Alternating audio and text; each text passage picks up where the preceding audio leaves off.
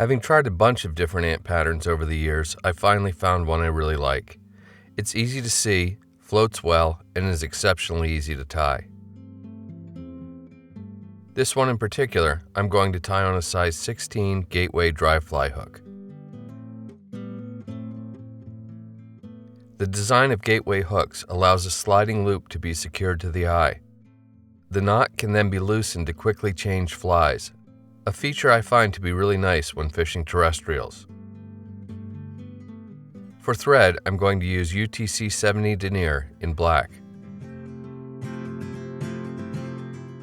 Start your thread about 1/4 of the way down the hook shank and wind back to halfway between the point and the barb.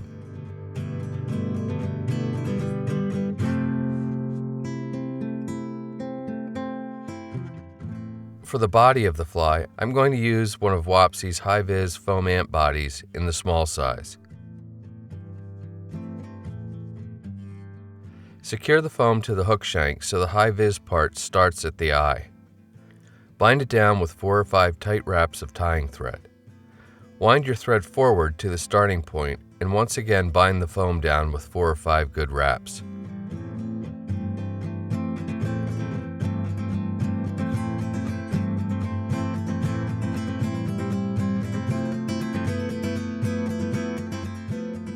You can trim the head down a bit. The smaller white section will still be very visible. Then, trim the rear segment of foam off at an angle. Bring your tying thread back under the hook shank to just in front of the rear segment and take a couple of wraps. On a hackle feather with barbules 1.5 to 2 times the hook gap, pull down about 1/2 inch of fibers and snip them off close to the stem. This will give your thread some purchase when tying in the hackle. Place the hackle against the near side of the hook below the foam body and secure it with a couple of wraps. Advance your thread forward under the hook shank to in front of the next segment. Take a few more wraps before moving your thread forward to behind the eye. It's important with Gateway hooks to keep the thread back from the eye just a little bit so it doesn't block the gate of the hook. Next, take 3 wraps of hackle at the tie-in point and then angle the hackle forward as you did with the thread and take 3 wraps at the forward tie-down point.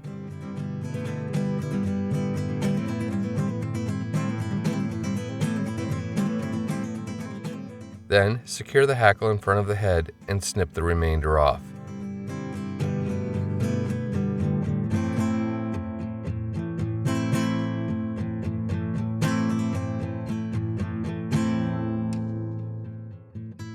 You can then whip finish the fly, remembering to keep the thread back from the gate.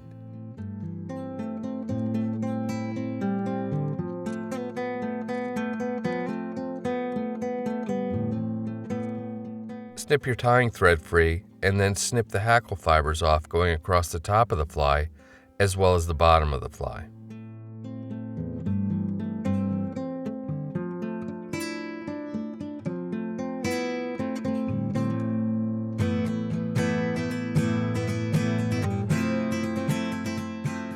Apply a liberal amount of head cement to the underside of the fly to make it more durable. You should end up with most of the hackle fibers sticking out the sides, like the legs of a real ant.